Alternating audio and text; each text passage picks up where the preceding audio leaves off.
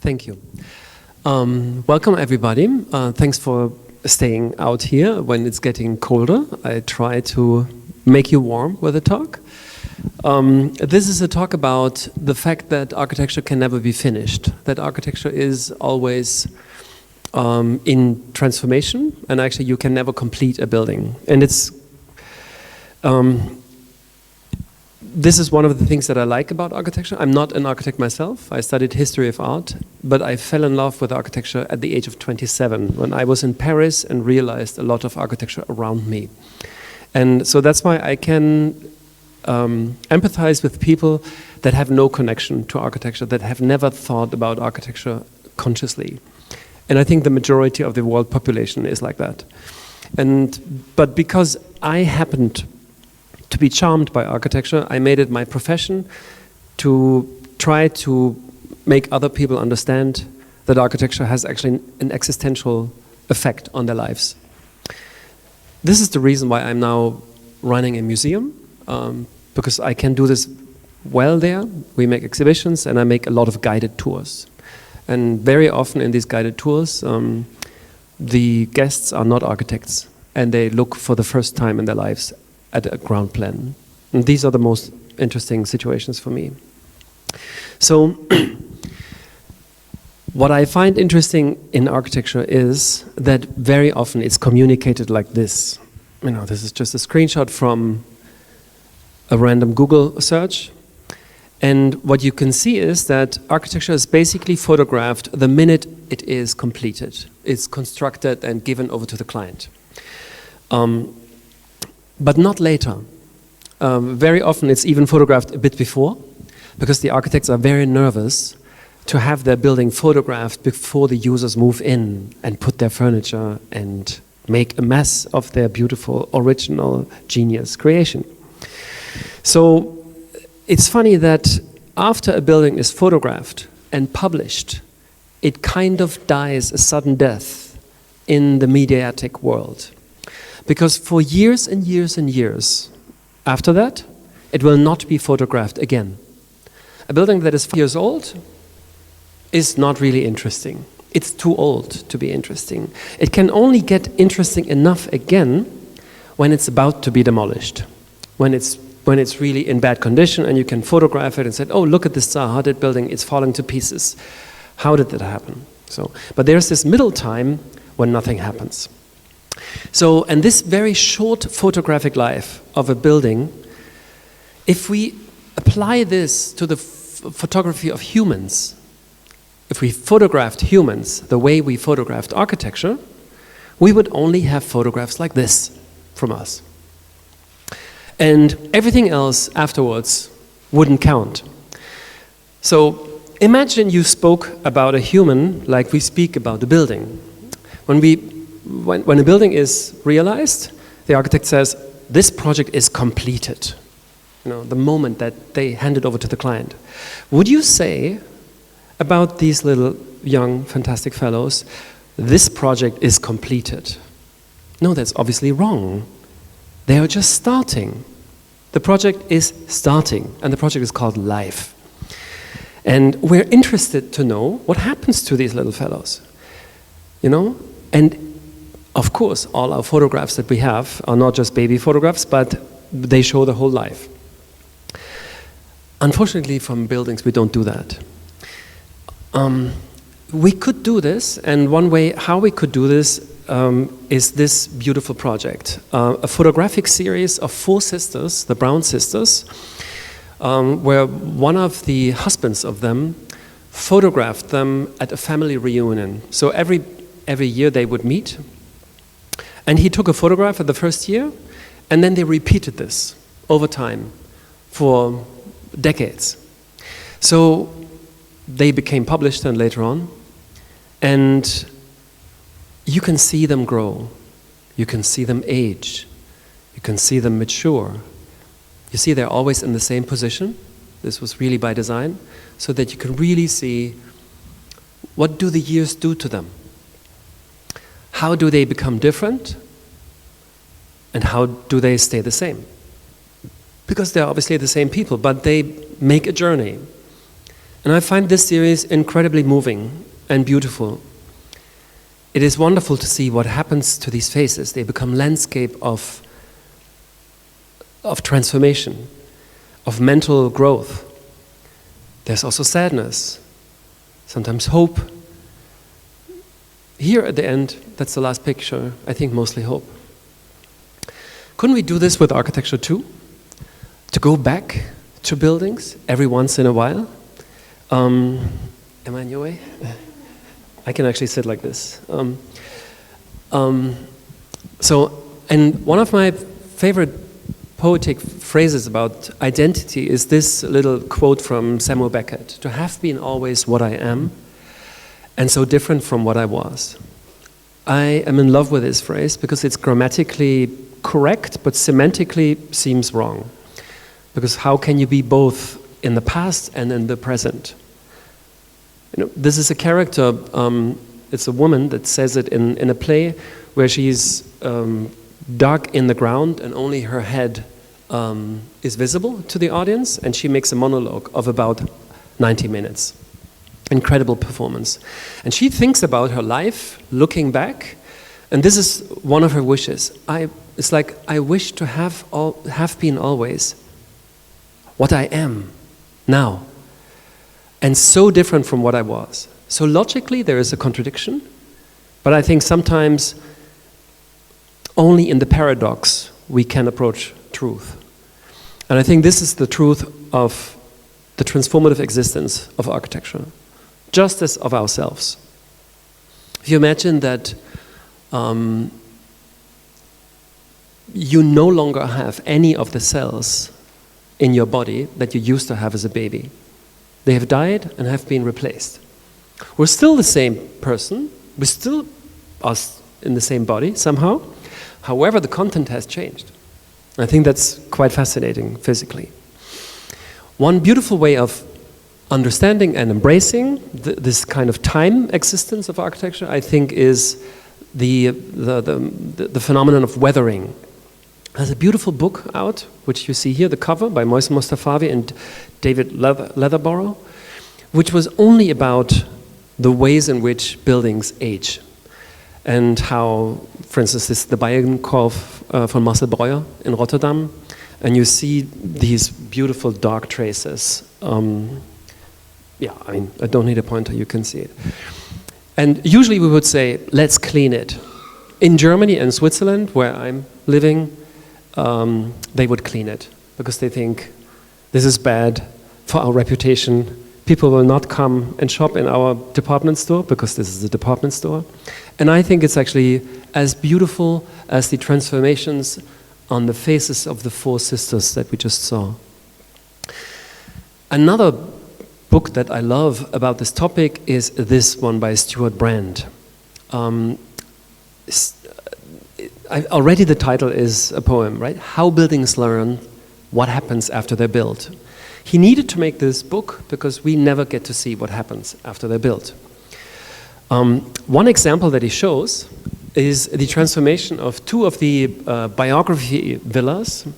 The biography villas are three houses from the first presidents of the United States. And in the beginning, they were very small. I mean, it's difficult to see, but I actually like the aging traces there as well. But you know what happens? So they were built in the 18th century. And normally what would happen is today, if we had a house like this, we would put it under landmark preservation. And you could never ever change them again, right? However, in history, before the institution of landmark preservation was invented, buildings would change, like this. And look at this, isn't this fantastic? What happens, especially with the right one, with the Montpellier house, I find it super, super inspiring how every generation interpreted this original in their own way. And then the next generation did the same with the interpretation of the original. And so you have a series of covers that build up on the original, but, you know, change, or let's say, accumulate the text of the original.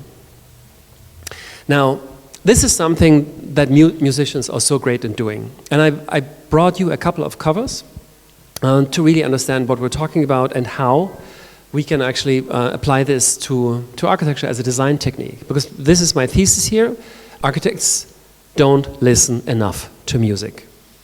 I don't know, I think today it's different, but in the 90s when I studied, and even the 2000s, when you went for a job interview at a Swiss architecture office, I know this from Swiss architect friends, they told me that.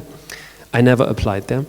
But usually what they would say, they would create a kind of nasty question to test the applicant. They would say, oh, okay, so you want to make an internship in our office. Okay, so what are your hobbies?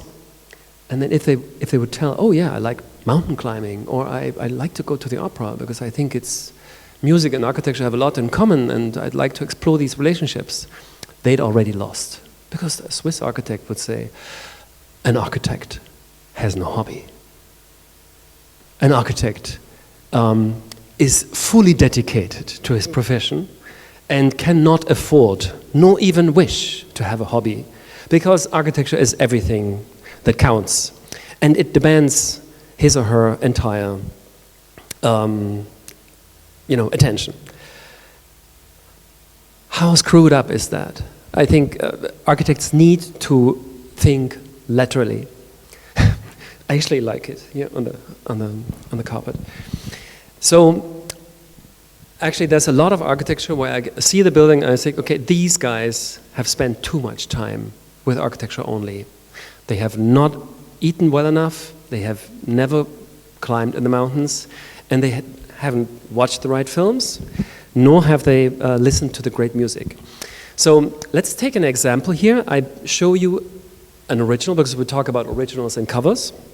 I show you an original which you all will know. Flintstones, meet the Flintstones, they're the modern Stone family. From the town of Bedrock, they're a the famous theme tune of the Flintstone cartoon. with the family down the street, through the courtesy of Fritz and Pete. When you're with the Flintstones, It's a funny piece of music.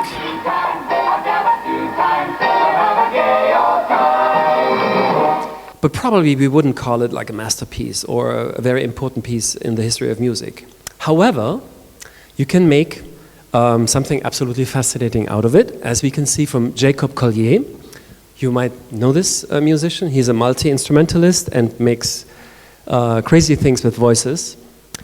Welcome, please take a seat. Here, yes. Or even on the ground, as you prefer. And this is something interesting. Let's just check this out, what he does to this piece. So this is the record in which it came out in my room. This was Jacob Collier's first record. And get ready and buckle up your seatbelts.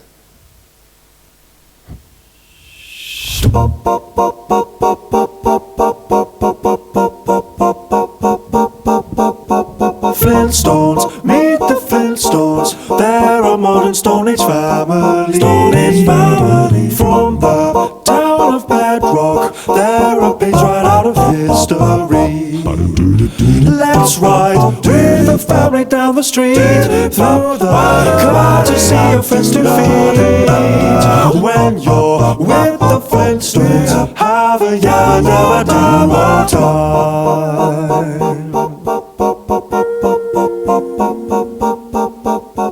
Flintstones, meet the Flintstones. They're a modern Stone Age family. From the town of Bedrock, they're a page right out of history. Let's ride with the family down the street, through the courtesy of friends to feed. When you're with the Flintstones, have a yabba dabba time. Have a yabba dabba time. We're gonna have a gay old time.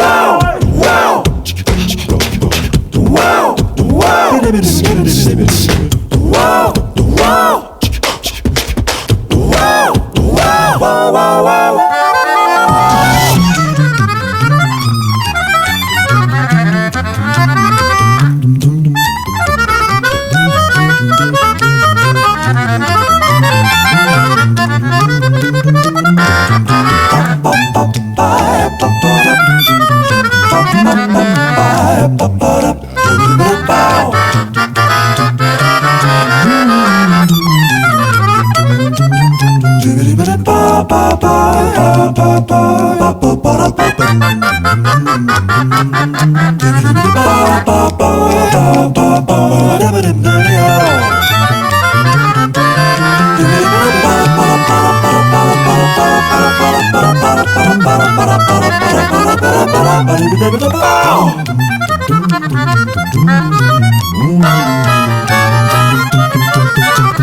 Now it's time to meet the Flintstones.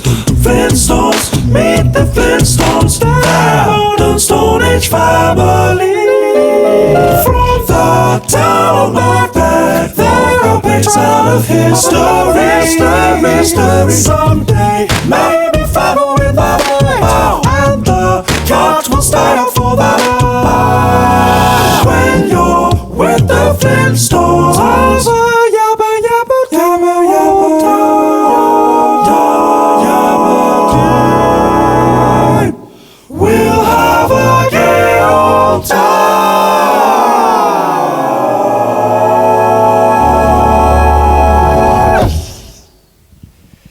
I always get goosebumps when I hear this. It's what I find really interesting for architecture, if you try to understand the relationship between this interpretation and the original. I think the cover makes the original better, right? When you have heard this interpretation, you can never unhear it anymore, even if you just hear the original. So for me, this is a beautiful way to understand how all architecture is about rebuilding. Hermann Scheck, the Austrian architect, made this beautiful statement, alles ist Umbau. It's a really beautiful German saying. And that was kind of a response to Hans Hollein's manifesto, which was, alles ist Architektur. He said, everything is architecture. So that was inspired by pop art and Warhol, where he said, you know, basically everything can become architecture. Yes, you could say that, but I think Hermann Scheck's statement more interesting, where he says, architecture is always an act of transforming something. Even if you build a building on a flat ground with just grass. Because then you change this flat condition. You create another condition between figure and ground. Even if nothing else changes, if simply the addition of that object to this flat plane makes a whole new condition. So there is actually no tabula rasa architecture. We have thought there is, and modernism tried very hard to make us believe that you can neutralize the ground and simply do something entirely new, but I think that's an illusion. The past is always there. We can never start from scratch. And for me, that's actually really invigorating. I want to show you my favorite project in the history of architecture of all times. And that's a building that has been under construction for 1,700 years. It's not finished, nor will it ever be finished, I hope. It was begun as the retirement villa of the last pagan Roman emperor, Diocletian. Now, Diocletian was one of two popes that didn't die on the throne. You know, it was a dangerous job to be pope. You were quite liable to be killed on it. And he knew how to call it quits before and said, okay, now I want to enjoy my life. Abdicated and had a place built for him, retirement villa, on the Adriatic, in Split today. At the time it was called Spalato. And as he was a Roman emperor, of course, his retirement villa had to be 220 by 195 meters long. And basically worked like a city. You see the fortification walls around it, it's almost like a city. And also the internal organization with the Cardo and Decumanus is basically a... Alexandra, we don't have a pointer or something, laser pointer. But if you find one, you can let me know. So, but you see it, this kind of composition, so it's really like a Roman city map. A whole building becoming a city. Very beautiful. The black parts that you see in the drawing are the parts that are still there today. The gray ones, the dotted ones, are the ones which archaeologically we can speculate existed. this is how it looks today. That is one of the single most interesting architectural drawings that I can imagine. It was made by the Croatian Heritage Preservation people. And I love this drawing, and I think it's something where you can walk through these spaces on end. And you will see so many beautiful things. I'll show you some of my favorite moments. Basically, what you have to understand, first of all, is actually how this came into being. Because this palace that you saw before, I actually need to show this to you again. This one was built in 295, as you can see there. It took 10 years to build, which is amazingly short if you compare that to building times today. You know, we in Berlin, we have this airport that took twice the amount of time and is very small compared to this, and not nearly as complex. For 10 years, Diocletian lived in it, then he died. And after his death, nobody knew what to do with this building. Nobody had an idea how to use it. So it stood empty for some time and kind of slowly turned into a ruin. In the 5th century, the Normans, the Barbars, came down to the south and shredded it to pieces. It became a landscape of ruins and stayed like that until the 15th century, when the Venetian pirates urbanized the Dalmatian coast. You know, that's why you have, in former Yugoslavia, you have these beautiful Italian Renaissance cities by the sea. Dubrovnik, Split, and others. So, when they built this Renaissance city there, they built it to the left of this building. And that city grew until it hit the wall of this palace, this wall. So the buildings came from here. It was like an invasion of the aliens. And then they had a beautiful pragmatic way. So imagine at that point in time, this was still a ruined field. So then they asked the question, what do we do with this? And they didn't decide to demolish it and to make a tabula rasa. I said, you know, that's way too much effort. Also, we can use all these stones for any kind of new buildings. So they decided to fill up these spaces, the empty spaces, after they had cleared the rubble, and continued to build their city fabric that they would have built on the other side of the town, the new Renaissance part. They kept a couple of buildings, like this one. This is where the grave of Diocletian is in, and a couple of temples that they found still meaningful. They left the fortress walls wherever they were not in the way, and when they were in the way, like here, because they wanted to add buildings on them, they ate them away, a little bit like, you know, these Pfefferkuchenhaus, you know, this, what is it called, gingerbread houses in the Christmas time that you eat away at some point. This would be actually a good solution for architecture sometimes, if you could eat it. But yeah, look at this one. You have to imagine these fortification walls. They're more than 1 meter thick. It is really massive.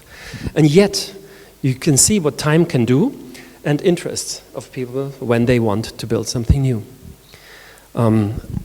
Below you see this first layer. These are fishermen's houses, which they added because the Adriatic is there, down. And they would store their logistics there, their nets and so on. And this was simply added. Now, how does this look in reality? Like this. The beautiful thing about this building is you cannot tell anymore where is the original condition. It's very difficult. I mean, experts can do it, but you have to imagine you always see at least 3 layers of time at the same time. So I can give you a little example. These windows are Roman, you know, these very big ones. But later they were too big, and so they made smaller windows inside and closed off the rest. This portal is again entirely new. in Baroque times added. This layer on the top, which is behind especially, was added in the 19th century.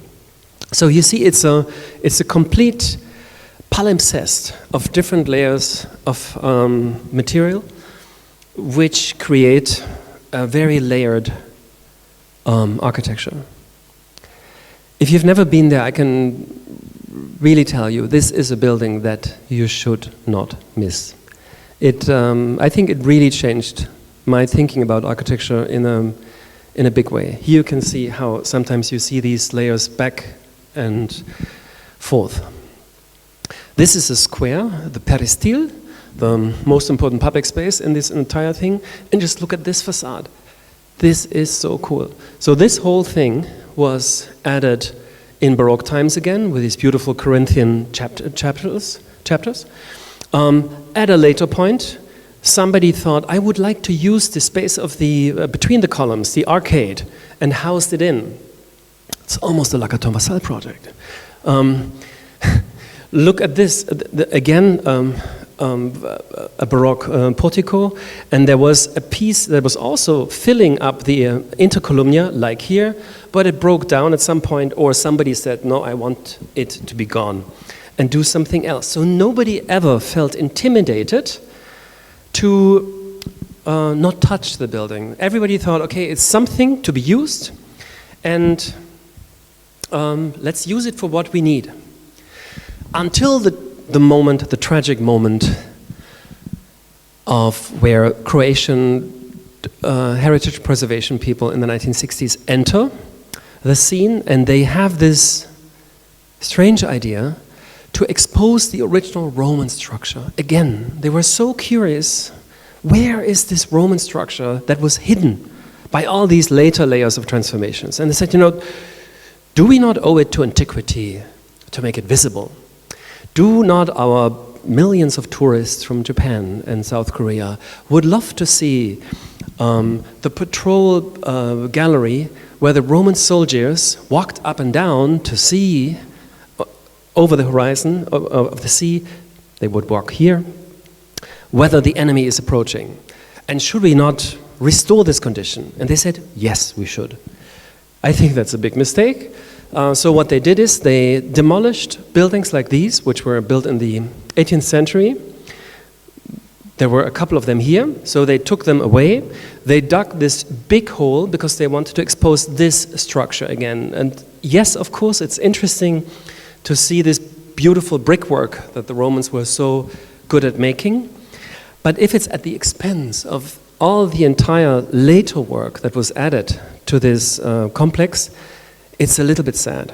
So today in this part, it's just luckily only a small part, in this part of the Diocletian Palace, you walk through a ruin field. You feel like at Forum Romanum, which is fantastic, but it's also a necropolis. Like this. You feel like, oh my God, this city is dying. It's a pity. It's no longer alive.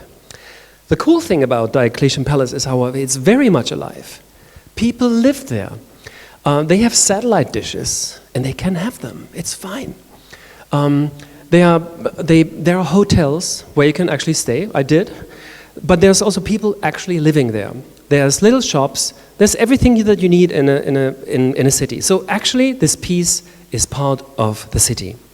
And it's a living testament to what I call performative preservation, which is not, there was once this great saying, I don't know who said it, tradition is not about conserving the ashes, but keep the fire burning.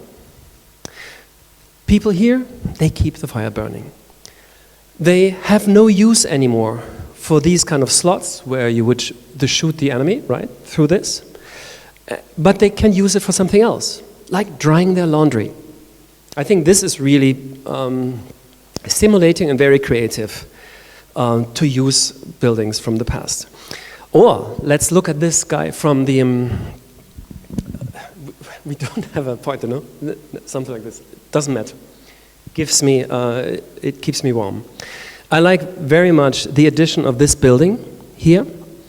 So we are at one of the gates. You know, you saw in the map, it has 4 entry gates, like in a city. So this is one. And right next to it, somebody had the idea to build a building right against the wall. It's a hotel. And he said, you know, there's room. We can use that room. Why not build a hotel? How does it look from the other side? This is the other facade on the other side. And he had this feeling, okay, probably it would be great for the hotel rooms to have windows. You never know about these tourists. They might want to have windows. Let's add some windows. And you see, he does what we saw before in the other facade. This is the big Roman window, which was covered completely. Now yes, that's cool. So he drilled a hole, put the window inside. Then he had another great idea. He said, if you have windows, it might also be, wait. It might also be nice to have a door. He added a door, so you can enter the building. Then his neighbor sees this and says, wow, interesting. He copies that. The neighbor is as well, and on it goes, and it transforms this entire facade. So from a kind of like ancient fortification structure, we arrive at the emergence of a row house structure. That's quite wild, how history can learn if it's allowed to learn. And my favorite facade is this one. And this is an absolute piece of surreal or Dadaistic poetry. Because you have to imagine how it works. We again have the big Roman windows. Here, they had been covered up quite brutally, like this. At some point, somebody wanted to have a window. And interestingly enough, instead of placing it in the middle, which would be the logical thing to do, places it very interestingly, strategically at the corner. Interesting condition. That left room for adding the aircon in the middle above. So that's interesting. But of course, the absolute mystery of this facade composition is that door. How do you use this door? How can you... Oh, that's so nice. Thank you very much. Yep.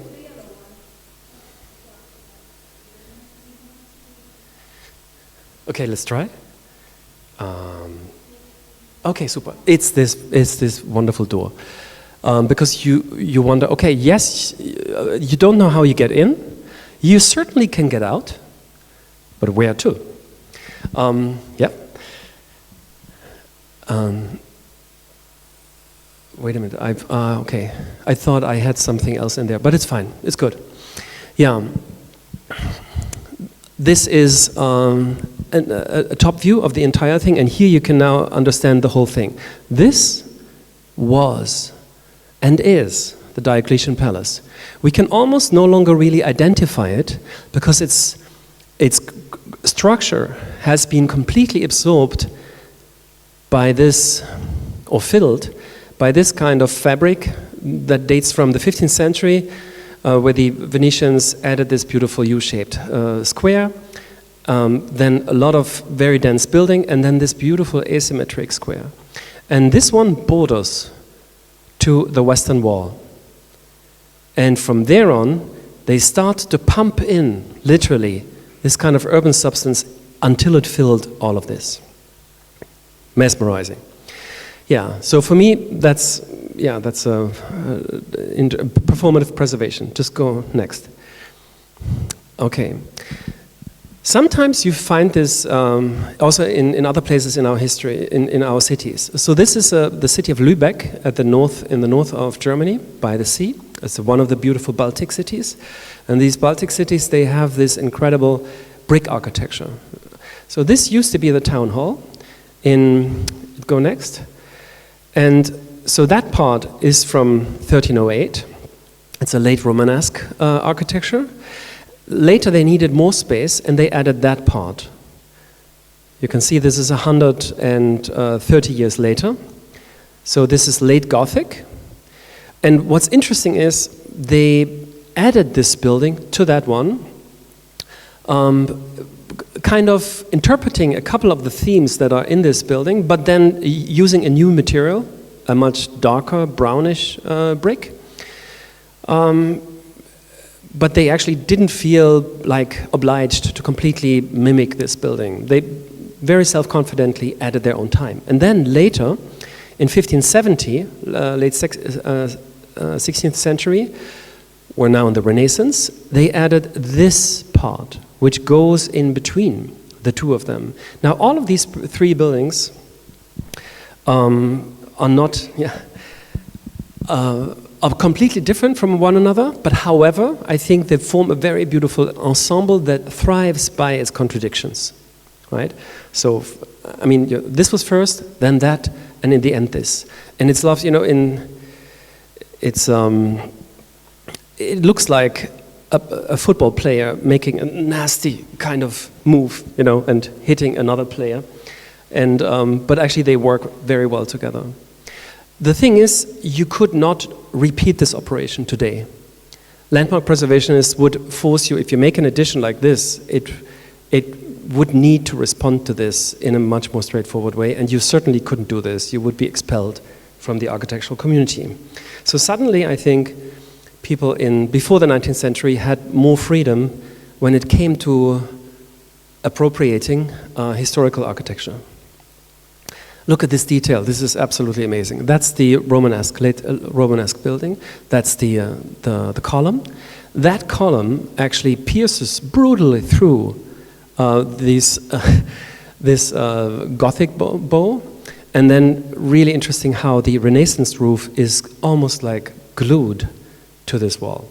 So these guys were not afraid, they were not shy, they were not intimidated by this historical presence, but very self-confidently built up upon it, understanding that this building is not a complete building in itself, it's not finished.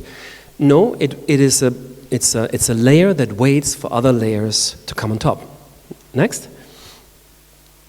I want to show you how we can understand this in terms of organizing a design sequence in an architectural project, and I will use a piece of music to let us understand how this could work. Nitin Sawhney is a British Asian musician. His parents were from India, immigrated to London, and he was born in London. He discovered India later when he grew up and he wanted to know about his origins. And he studied traditional Indian music, but at the same time he was playing drum and bass and very contemporary forms of music. But then he made this record where he synthesized these two forms. And we will listen to a piece that has 4 movements, and they build dialogically up. The first movement is a classical Indian chant, which is very percussive. The second movement is, they're very short, don't worry. The second movement is a drum and bass pattern that emulates the chant, and it is doubled by acoustic drums from India, tablas and congas. The third movement is the Indian singers from the beginning trying to mimic the drum and bass pattern. This is hilarious. And the fourth movement is them all played together. One more. Tadim tarikitaka digu tarikitaka tarikatum tadim tadinginnatum dhim dim tarikitaka digu tarikitaka tarikatum tadim tadinginnatum dhim tadinginnatum tadim tarikitaka digu tarikitaka tarikatum tadim. So that's the first. Tadinginnatum dhim tadinginnatum dhim. Now the second. Tadinginnatum ta.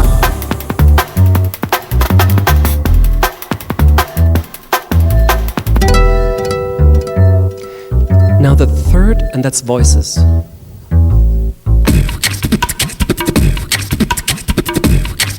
And tablas.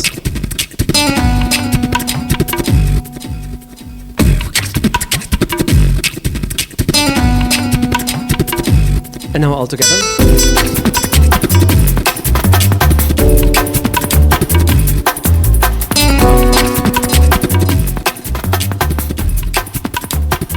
I hope you can see what I was trying to say in trying to explain the operation of this building or any kind of transformation using different pieces from different times. And if we then I think I would like to look at the work of an architect who actually tried to organize his entire architecture in this kind of logic. It's of course Jože Plečnik, the famous Slovenian architect, who found a way, I think, long before postmodernism, and I think also not in a postmodern way, to fight the myth of the modernist tabula rasa, to fight the myth of originality, of undisputed authorship, and he would always work with historical references and then estrange them. Like Bertolt Brecht used the V-effect, the Verfremdungseffekt, in his theater. So it is not an architecture that tries to glorify historical architecture. That's why I don't think it's historicist. But it's actually, it tries to make us aware that we're building upon a tradition of thousands of years of architecture. If you go one further, there's one interesting thing, actually, because in the beginning, in the first, go one back, I forgot something. When you stand here, you have the feeling, okay, there's this interesting gallery, I want to walk up there to have the view. Then as you go closer, you realize you cannot, because you cannot walk up there. So that's, I already love this kind of humorous play with the viewer. If we go next, he makes these, yeah, you can see through, and there is no way you can walk. So he kind of pisses you off in a really beautiful way. Next, then you find this situation. It says, oh my God! Apparently, Plečnik had built this beautiful temple with the one central column and the two intercolumnia. Doric column here, beautiful frieze. And some idiot placed this baldachin right in the face of this structure. Now the interesting thing, both of these buildings were built by him, by Plečnik. So he wanted to create this dialogue, you know, between these two buildings, and he wanted to lure us in the trap of believing that it was somebody else. And it's also clearly he doesn't intend this thing as the final perfect piece, and this is actually the first thing that you see after you have gone through this entry building that we have just seen before. So that's the first thing that, and you're led magnetically to it. And you cannot help but wonder what happened here.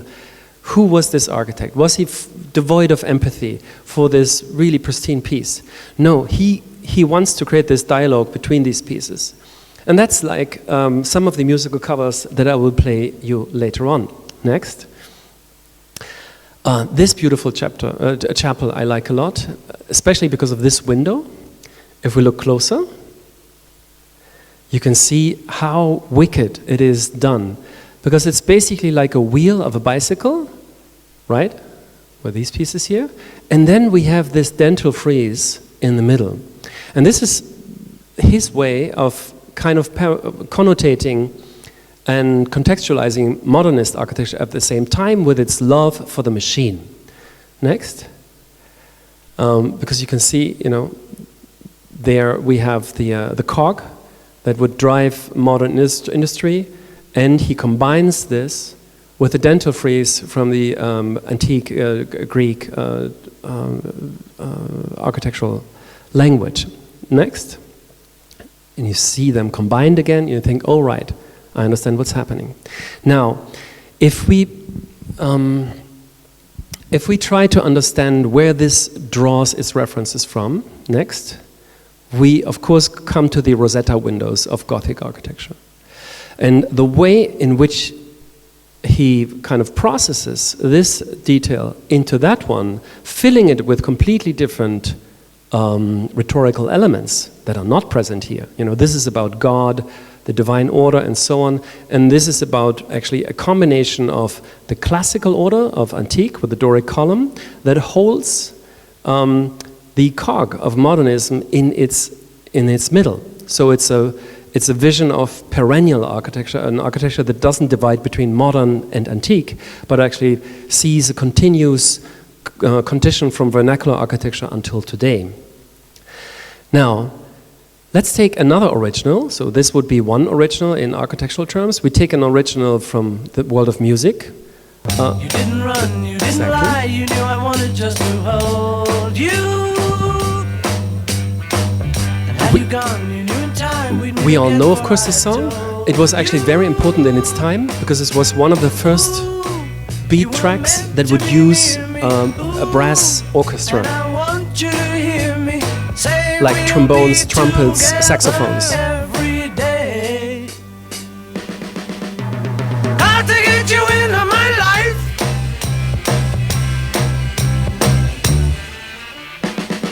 It kind of sounds a bit old maybe today, but then it was a revolutionary piece. And next, almost or a bit more than 12 years later, Earth, Wind & Fire made a cover version, which sounds not at all like a cover version of this song in the beginning. And this shows the freedom that musicians take when they cover a piece, because you're not asked to slavishly copy the original, but it's about an interpretation. So all the harmonies that we hear are not present in the original. Only the lyrics make us understand what it refers to. And they built up this beautiful suspense.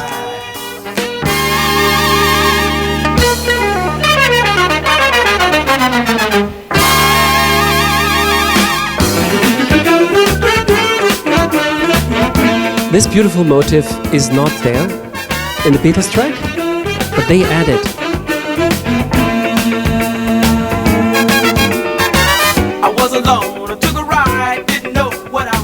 And this is the first time where we can kind of reconstruct the relationship with the verse of the Beatles songs.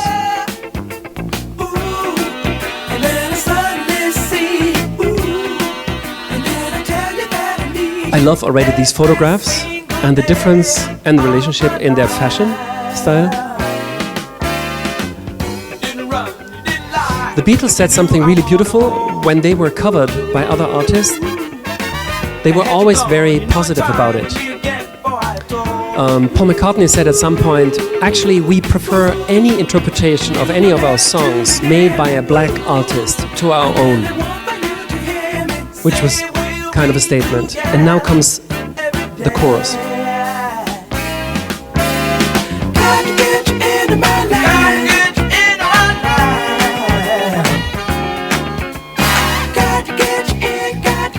Yeah, it's beautiful. I mean, these guys really understood it well. Actually, that track by the Beatles was covered many times by Blood, Sweat and Tears also in a very beautiful session. But for musicians, which that's what I find really interesting, is the fact of covering someone else's work is not a display of a lack of originality on their part, but it's an act of homage. You honor the masters and you try to keep them alive by instilling new blood. Now imagine an architect would do that today and cover the National Gallery by Mies van der Rohe. Very, very likely he would be called off by his peers and said, don't you have anything else? Or don't you have anything of your own to do? It's a risky operation. In music it isn't. Let's go further. Go further again. Yeah, these are just a couple of examples of Plečnik's own work in Ljubljana. These are the bridge with the 3 bridges, and then there's a beautiful small building, which you see in the back. We can go closer. It's a flower shop, and I love how this building basically kind of in its own body covers itself, right? You could also call it the kangaroo building, because I have the feeling this is like a kangaroo having its baby in the belly. This is a column in the same city, in Ljubljana. And this column is interesting. If you go closer, you see it carries another smaller column, and it straps it around its belly with kind of a belt. It's really funny because you know that structurally, the weight of this cannot go down. It's one piece of stone. This one is out of this. So it's hilarious how he kind of almost recreates this beautiful connection from Jacques Tati in Jour de Fête, where he plays a postal office agent who wants to be more efficient because he's so impressed by the capitalist efficiency of the American liberators that liberated France from the Nazis. And they were so modern and so progressive, and he wants to also be modern and progressive, and he decides, instead of stamping his letters at the post office and then delivering them out to the people, he will combine these two acts in one, and catches on a truck that drives by, puts up this deck and uses it as his desk, stamps the letters there, and can then deliver them directly. So this, when you see this, so. And there is a really interesting way how Plečnik articulates this even in a smaller scale of these candelabra. So this is one of the candelabras that is over the Ljubljanica, the river in Ljubljana. Go one further, and there's the second one, which is not very far from it. And it's really interesting if you see them together. There is something happening. A friend of mine, because we have been looking at columns and basically phallocratic symbols all the time, and you could then interpret this as another interpretation of phallocratism in architecture, which took a slightly different turn. And a good friend of mine, Boštjan Vuga, architect from Ljubljana, had the beautiful credit for this project. And go on further. Called it this one, which would turn this one into that version. So I find it very charming how Plečnik, with his architecture, paved the way for aging old men to accept their waning sexual prowess. Let's go further. And you have to imagine this. No, going back. This column stands by the Musikverein. So bourgeois couples would go there to the concert and listen to some Brahms or Schubert, and then would look at this. And of course you have to imagine, if it's night, there is a bulb here. So it shines. These two drops shine down and bring the couple to different thoughts when they go to the concert. Next, and to end the term, I wanted to show you this, how you can even use the same technique of covering, or how powerful it can become if you actually use image and sound at the same time. And nobody made that better than Stanley Kubrick in this beautiful film, Next. And he uses it, and now we have to make something. I have to put out the sound. Yes, started? No, started. So the beauty of this film is, for instance, that it completely changes the perception of progress and modernism. Because in the beginning of the movie, this is the second act of the film, after the ape scene, this is when we land in modernism, and we immediately land in the space age, and everything is shiny, super technological. It's the dream of modernism fulfilled, meaning that every civilizational problem we can basically solve through the clever use of technology. And all problems can be solved by this. So this is the future. The film actually shows us that this is not true, because it ends in complete disaster. The space mission fails terribly, and we don't know that yet. However, Kubrick gives us an idea by the soundtrack that he puts on it, which is not some space age sound.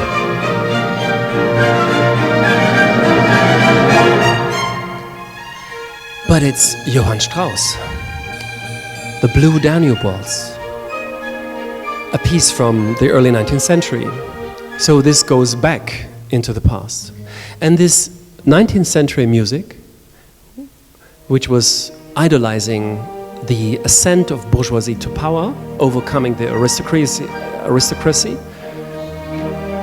this music is now mapped on to this projection of progress of space age, and retro dates the position of this technological progress in history.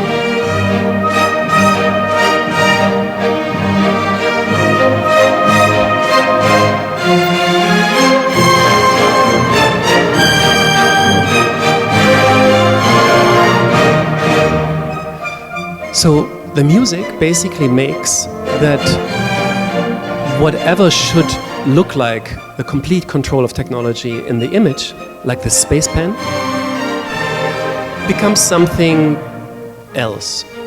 For instance, the stewardess with her grip shoes, through the use of the music, turns into a ballerina. And she kind of tenderly stumbles to the seat of the astronaut and puts the space pen back in the pocket. There's this funny joke that actually the Americans spent $2 million to develop the space pen, and the Russians, what did they do? They took a pencil. Yeah. So now this is this beautiful situation. The space shuttle with the astronaut inside needs to land in the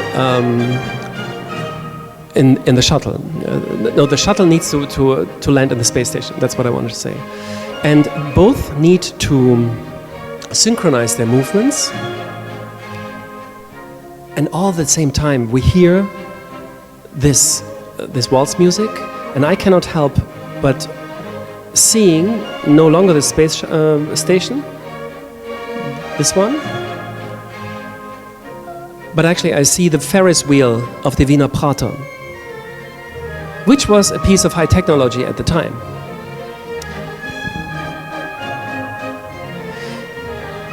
And of course we know, yeah, but if I listen to this music, I have to think of the opera ball in Vienna, where you have 300 couples, black, white, starting to dance at the same time.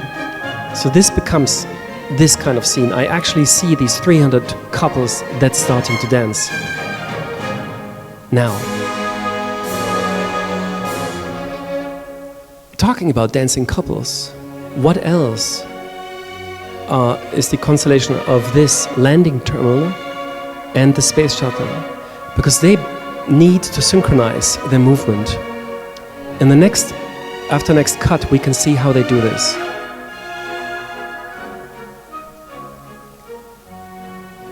Because this rotates, this has to rotate as well. So, and when they are synchronized in their movement, the shuttle can land inside the vessel.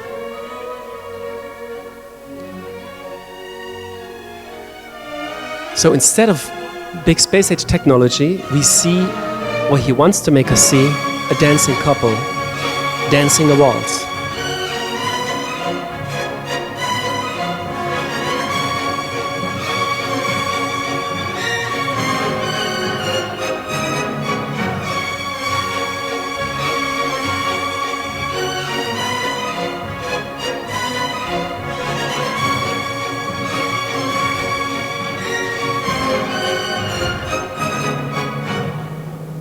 All right, so this all ends badly, as you know, if you have seen the movie. At the end, only one astronaut survives. It's a dramatic failure of the whole mission, if we go to the next image, and he ends in a space that is very, very different from the space that he started. This is the big public space in the shuttle, in the space station, this round kind of thing. Then there is this very interesting transformation of the light ceiling. This is a space in this the structure, and they used this kind of light ceiling that was very popular at the time in American office structure, office architecture. Okay, that was a bit fast. And at the end, when everything has failed, basically, he lands in this very, very erratic space that is very difficult to decode. So first of all, it's a rococo interior.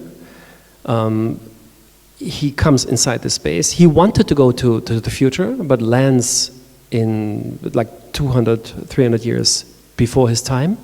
However, we have this light floor now, almost like a disco floor, and this is now basically what, if you go one back, you can see how this element has completely changed its orientation. So the whole world has put upside down. Go forward again, and this this tension and contradiction between these two orders that don't match makes this fascination of this movie, because it actually asks us, do we actually construct progress through architecture? Can we even achieve that? Or do we not rather add a layer to the past? That's it.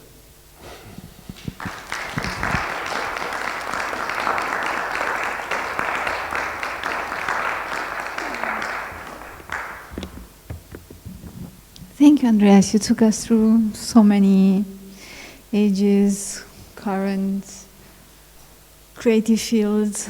Thank you for that. I know it got a little bit cold, but if there are any questions from the public, I think it would be nice to start a short conversation.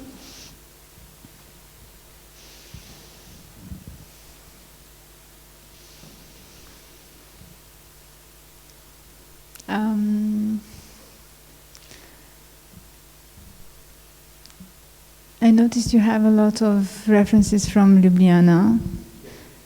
I'm curious if that started way before future architecture and everything, or where did you start your relationship with the city?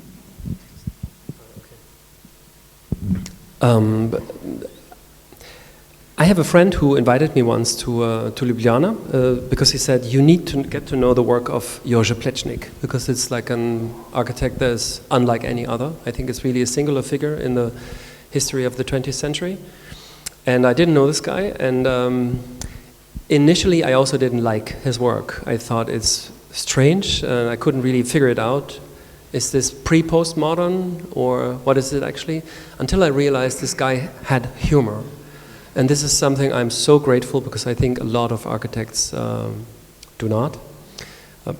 Probably this profession is so hard and so brutal that you can unlearn it.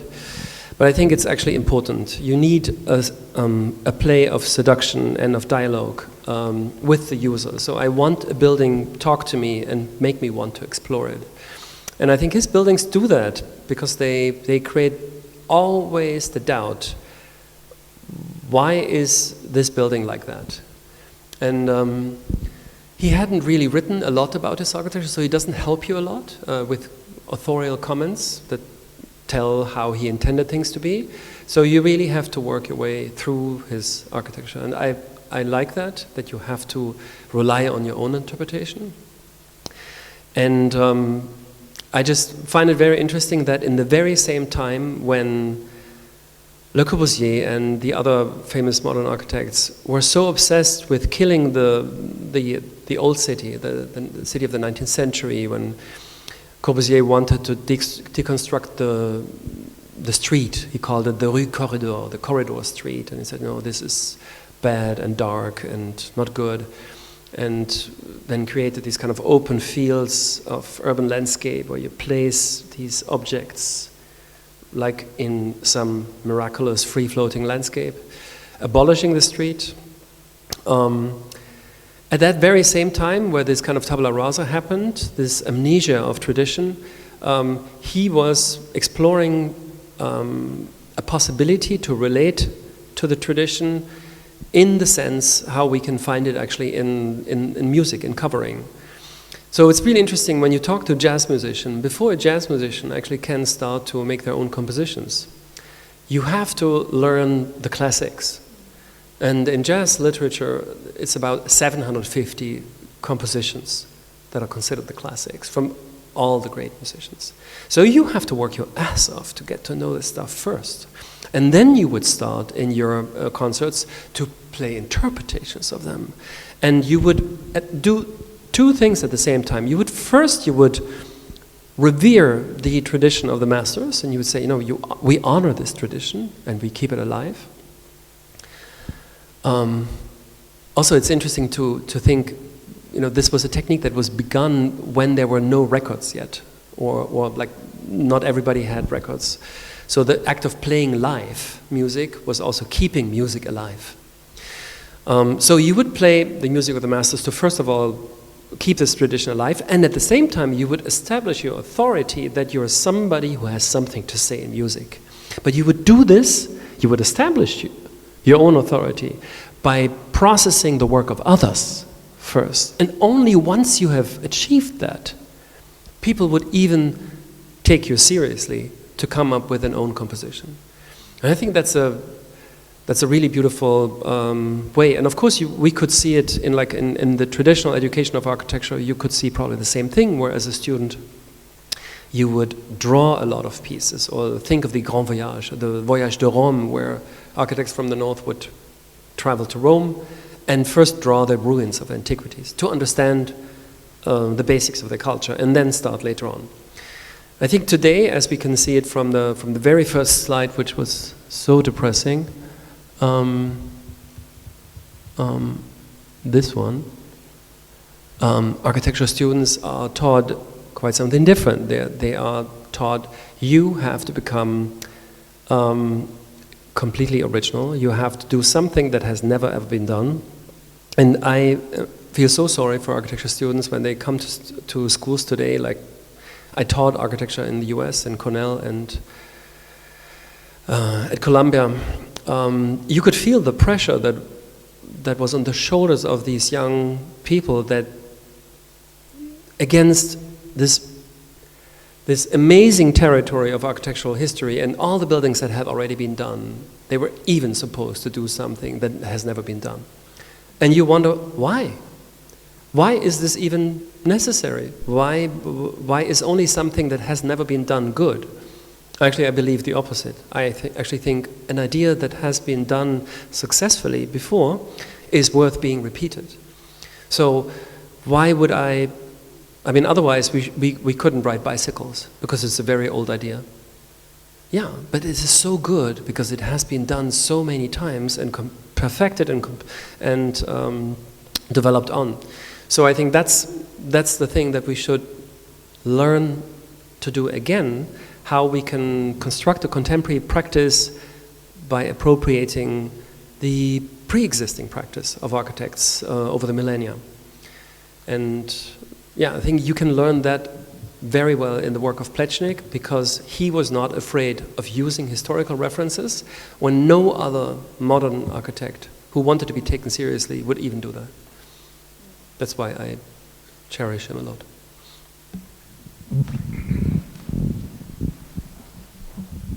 Thank you. First of all, thank you for the lecture, in spite of the cold that we are all suffering here, but I think it was amazing how you built your case, even using music.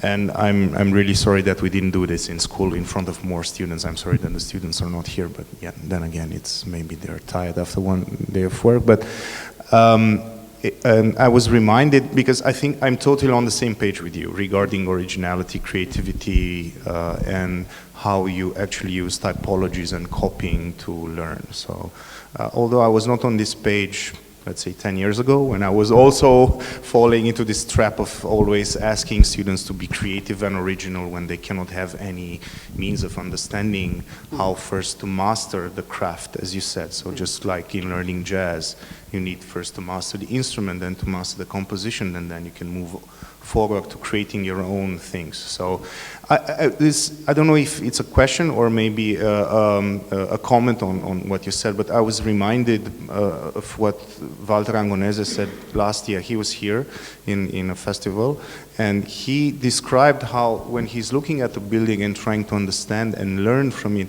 he's always redrawing everything, like trying to cover it through his own drawings. So using... And change it slightly. Exactly, right? change it slightly. So whenever he saw a house that he liked or a project, he would try to redraw the plans, the sections, to learn by redrafting the whole thing. So in a way, it's a form of copying, but it's also informing you, of giving you information and things that you can actually adapt and transform, and as you say, cover in your own, let's say, not image, but in your own way. Adapt, exactly. Mm-hmm. And then there was another interesting experience that I had regarding this way of learning through copying, through covering. And maybe you have been there in Copenhagen at the Danish Design Museum. When you enter the Danish Design Museum, where you expect to see a lot of Danish furniture, the first 4 rooms are filled with Japanese stuff. it's Japanese stuff, kimonos, furniture, pottery, whatever. And it's all from Japan, from 19th century Japan. And then it suddenly you realize that something changes, but it's a bit off, but it's still Japanese. And then you look at the tags and you see that it's all done by Danish designers from the 19th centuries that were actually copying all those Japanese things with fascination, trying to learn how the Japanese did it. And then from that, it moves into their minimalist approach towards design. So by copying, by transforming, by adapting, I think you eventually reach a point where you create your own thing. So I think that was, to me, that was a lesson in itself. It was super interesting to see how you could use copies to get into the mind frame of other designers and to use that into your own culture, into your own, let's say, field. And yeah, I think it's a very interesting topic now in architecture because we have this fear of not being original enough. I think that's completely wrong, I would say. I think it's good to learn by not being afraid to copy or to cover. I think it's really, really important. What I'm afraid, though, is that while you showed the example of Split and of the Diocletian Palace, I think there you had this freedom of layering and of reinterpreting things because things were done by people, by communities, by architects that were not, let's say, trained into the craft of doing things. You know, they were just being creative with what they had. Well, now I think with architecture being more and more a domain of the developer, I think that whole dimension is getting lost. I mean, who is doing the covering now? I mean, and to what end and to what purpose? You know, and I think it's all a matter of scale in a way. I don't know if it makes any sense what I'm saying. Yeah, it makes perfect sense because it's. I think it's actually a political question. Who, as you say, who takes care of this covering? Who would even care for tradition to be developed further? I think yes, developers probably not in the moment. But I can see it actually from Switzerland and Germany and some other countries that in the past 10 years there has been a change that was really very important, which is a radical problematization of demolition. So today young architects refuse to demolish. So when they're asked to do that, you can see more and more often where actually young architects refuse to make that job and say, no, it's wrong on so many accounts, ecologically, culturally, socially. We don't do this. We cannot afford it any longer. And because they have done this for some years now, that attitude starts to enter the building industry, where even developers say, okay, now probably we have to find a different way, you know. So, but in order to actually say, my primary goal is to cherish and revalue the existing situation, and if there's a house, I will work with that house. You can only say that as an architect if you're no longer afraid of being unoriginal, if you don't come up with anything yourself, you know. And that's really something interesting. There's a paradigm shift. So I can remember like 20 years ago, maybe even 15, there was a clear hierarchy between building new and reconstructing or transforming architecture. Not reconstructing, transforming architecture. You would only transform a building as an architect if you didn't have a commission to build something new. It was considered like a second-class architecture. And that has changed. Today, young architects that I meet in my museum, and some of them actually have made an exhibition that was basically calling for an end to demolition in Switzerland. They basically say they prefer the situation when the plot on which they build is not empty, when there is already something, because they say it's much more interesting to get into dialogue with something that's already there. There is a story already written, and you have to relate to it. You know, it's like the difference between the novelist of the 19th century who writes a heroic novel and the script writer of a Netflix series that comes into the production on season 2. because the screenwriter for season 1, who has established the whole theme, is no longer available. So you have to weave forward all the narrative threads that have been established in the first season, you know, and also that is now a possibility, and people don't think it would kind of paint them as somebody who has not own ideas. No, in fact, the intelligence and the quality of the scriptwriter who makes season 2 lies exactly in the fact of being able to empathize and work his or her mind into the whole drama of the first season and being able to develop it in ways nobody could imagine. You know? So that's the beautiful thing. If you now have like a 1960s office building that was heroic and cool at its time, but now looks kind of lost because everything has changed around it, the whole context is different. The way in which we organize work is different. There's COVID, there's home office. So we cannot use it anymore in the way it was intended to be used. Now comes the moment for the good, for the creative architect, who is able to take all the material that is there and reassemble it, reweave it into a different logic, but continue the existence of all these elements. Instead of, you know, because otherwise, what would you do? The tabula rasa mindset of modernism applied to Netflix would never allow any kind of series go beyond season 1, you know? And that's really this interesting thing about this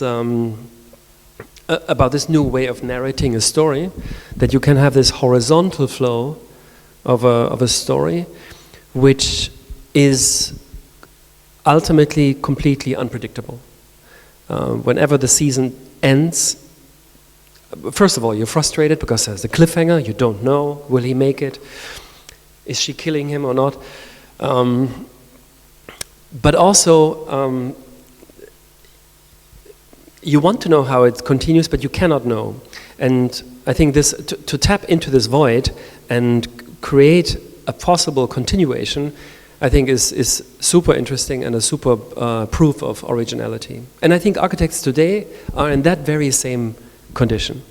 We are coming in at season 2, not season 1.